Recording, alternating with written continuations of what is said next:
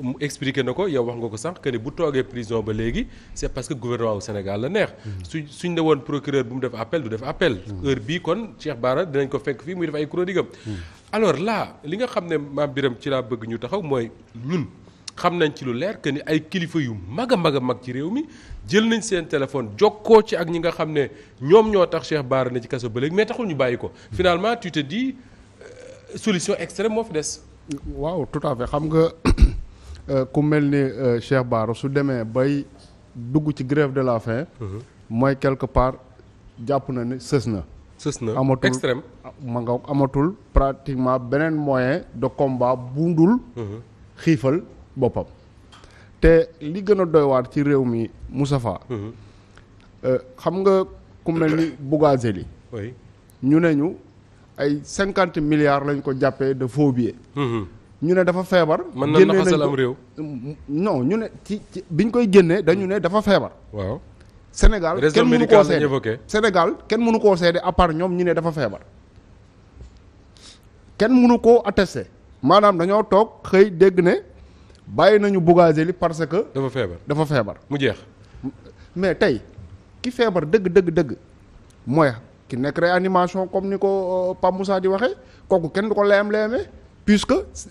ku weddi ne Cheikh Bara dafa feebar da ngaa demul hôpital principal wala déggoo ñuy wax ci moom. donc kooku kenn du dute ci feebaram. te pourtant ñu ngi ko téye ci kaso ba léegi bàyyi Bougazelli moo xam ne dana dafa feebar semaine ba ca topp nit ñi gis ko ñu wër ko mu naan day laaj mairie Guédiawaye mais justice boobu naka la mën a doxee noonu sénégalais yi toog rek jàpp ne quelque part xëy na amul ñu choix c'est parce que Cheikh Bara ëpp nañ ko doole tëj nañ ko foofu moom li ko fa mën a génnee mooy grève de la faim boo xamante ni bakkanam xaj na ci mais quelque part da ngay am gàcc ci justice su Sénégal. oui alors mais justice boobu sax ci côté appel yi nga xam ne moom la ñuy faral di gis bu njëkk dañ daan gis ñu naan diw may nañ ko liberté provisoire xëy na ñi jàng droit xam nañ que ni loolu yàgg na ci réew mi mais léegi la ñuy doog a faral di gis procureur di def appel ci ay décisions yoo xam ne ay liberté provisoire gis nañ ko ci bu mel ni Alioune Sané par exemple bu El Hadj Malick Ndiaye bu Pastef aussi gisaat nañu ay appel est-ce que du finalement xupp nit ñi nga xam ne bu njëkk bi dañuy may nit liberté provisoire mu dem doxi soxlaam ñu ne non xëy na sax dootuñu ko jàppati léegi nag même ñi nekk en liberté provisoire mën nañ toogaat di xalaat naan non te ma génn finalement procureur dafay appel wala ñu commencé di ma créer là day problème. déjà li ñu war a njëkk a comprendre mooy prison nekkul pour lor nit jàpp nit kaso exception la war a doon maanaam ñu dem ba considérer ne kat kii suñu ko bàyyee bu nekkee ci biti la gën a dangereux que bu ñu ko téye. parfois on dit même que dañ koy téye pour protéger ko moom ci boppam. pour protéger ko moom ci boppam bu nekkee ci cadre crime boo xamante ne nii xëy na. bu génnee man ay fayu mën naa am ak yooyu. ma ngoog mais kaaw Cheikh Bara mu leer na ne yow yaa ngi koy wax sànq këram nañ ko jàppi jee donc xam nañ ne suñu ko soxlaa fii la ñu koy fekk. lan moo tere. comme que comment dire juge d'instruction nee na mun nañ koo may bàyyi ak ndigandiku en attendant procès ba pourquoi ñoom ñu ciy opposé wu bàyyiwuñu Cheikh Bara mu toog këram ba xaar jour bi nga xamante ni soxla nañu ko ne dañ koy juger mu ñëw comme tout citoyen seulement man li ma gis ci kii bi mooy mere nit ëpp ko doole taxaw ne da nga koy toroxal tout simplement. alors mere nit ëpp ko doole taxaw da nga koy toroxal Pape Mokhtar loolu la Mame Birame wax mais bu ñu doon taxaw ci Cheikh Bara Ndiaye ñi ko xam nañ ne wax dëgg yàlla wut lu mu am taxul mu toog ci dara di waxtaane yàlla jox na ko lu mu dunde moo ak njabootam bay dundal ñeneen xëy na mënoon naa dund ba wuy ji boromam yàlla na yeex kenn du ko mës a gis ci télé. il est venu à la télé pour def ay mbiram ci wàllu liggéeyam. commencé di prononcer wu sur l'actualité les gens ont trouvé que c'est intéressant ay sénégalais yu bari di ko seetaan ce succès médiatique là j'imagine que neexul ñu bari même si sama genre gi na ci télé yi mënuñu am le même succès bu ñu ko jàppee dans les conditions yi ñu ko jàppee teg ko dañ ko teg est-ce que duñu comprendre ce sentiment de révolte et d'injustice bi nga xam ne moom la doomu daara boobu di dund moom mi nga xam ne xëy na dafa yaakaaroon ne bokk na ci Sénégal comme dit Pape Moussa mën na ñëw di wax ci actualité bi ni ko Mame Birame mi jàngi université di waxee ni ko Bassirou di waxee ni ko keneen di waxee waaw mais Moustapha loolu xam nga du sax tey la commencé processus bu gudd la. ba mu commencé di wax moom Cheikh Bara dañuy commencé di ko jéem a décrédibiliser. naan kii jàngul nasaraan ak yu ni mel li muy wax xamu ci dara. malgré loolu Sénégal yi continuer wéy di ko déglu am sax ku bind livre tuddee ko ñi nga xamante ni Macky Sall moo leen créé les nouveaux types créés par Macky Sall. muy Cheikh Yérim Seck. loolu aussi nekkoon beneen campagne de diabolisation pour que nit ñi bàyyi di leen déglu. terewul aussi nit ñi continuer di wéy di leen déglu di ko déglu ñu xam ni peut-être loolu yëpp jàll na mënuñu ci moom dara ñu dem ci benn étape mi intimidation parce que intimidation mun taxoomu li Mame Birame wax ñëw sa buntu kër sotti benn produit flammable sa oto taal mu tàkk loolu mun taxoomu intimidation bu ñu paree ci intimidation mënul ci moom dara aussi mu continuer wéy def liggéeyam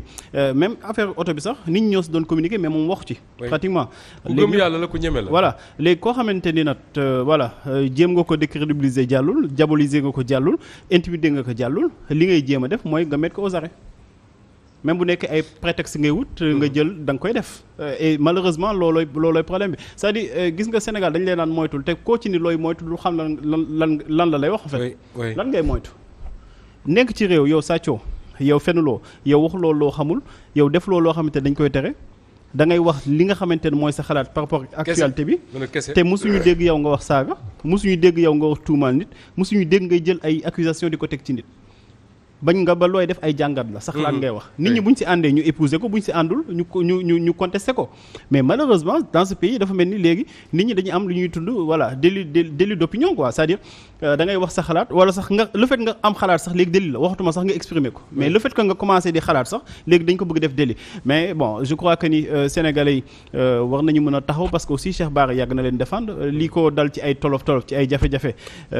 yàgg na koy dal te moom nangu di ci communiquer te leen rek moo ko waral du mbir yoo xamante ni pour dem élection la non parce que nekkul candidat ci benn élection du mbir yoo xamante ni da koy def parce que dafa am benn mbir boo xamante da ko ciy xaar en retour xaaru ci dara du xaalis te ñi ngi naan Pastef mais Cheikh Bara boo xoolee ay mbiram bari na des partis d'opposition yoo xam dañuy xewle invité ko mu ñëw jël parole wax ba kontaan dem yoonam. Abdourahmane Diouf moo ci mujj te jamono yu muy dem ak Abdourahmane Diouf jamono jooju ñu ngi wax ay divergence entre Pastef ak Abdourahmane Diouf ak yu ni mel et terewul moom ba Abdourahmane Diouf di teg affaire daara yooyu noonu ci partem bi invité na ko mu dem jël kàddu wax donc je crois que ni kooku en fait kooku dañ ko yoreel ñukkal en fait kooku dañ ko war di gën a valoriser mais waruñu ko jël di ko teg ay daan ak yu ni mel ensuite bu nekkee état de droit nañ ne quand même nañu respecter li nga xamante ne mooy suñu ay principe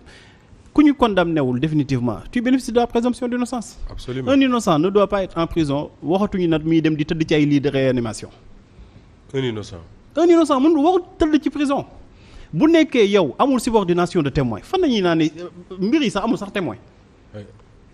lu ñuy ragal bañ lay naan dañ la war a mettre aux arrêts dañuy ragal subordination de témoin dañuy ragal nga daw. Cheikh Bara fan la jëm. fenn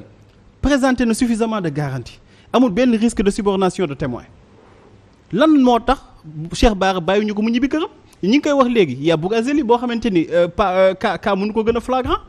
moom moo taxaw ni yàqu na. te lim def Cheikh Bara deful asaka. absolument lii nii moom la def moom ba tey jii nii kenn xamul def na wala deful te pourtant il bénéficie encore de la présomption d'innocence moo tax mu taxawoon am sañ-sañ naan dafa bëggoon doon candidat ci mairie ville de Guédiawaye donc je crois que vraiment li nekk lu ay injustice yoo xamante ni dañ koy teg ci ñenn Sénégalais parce que tout simplement dañu considérer que dañu far ak kenn koo xamante ni waruñu far ak moom. Walfadjri na dañoo yéex a jug li Mame Birame wax loolu yaakaar naa naïveté la yaakaar ci justice bay naan damay bàyyi le temps de la justice bu justice deful liggéeyam ma doogay ñëw jug. je crois que ni loolu ñu xamoon nañ ni fii lay mujj. waa ji nee na ma képp koo naan fii koo fi dégg mu naan nañ bàyyi justice mu def liggéeyam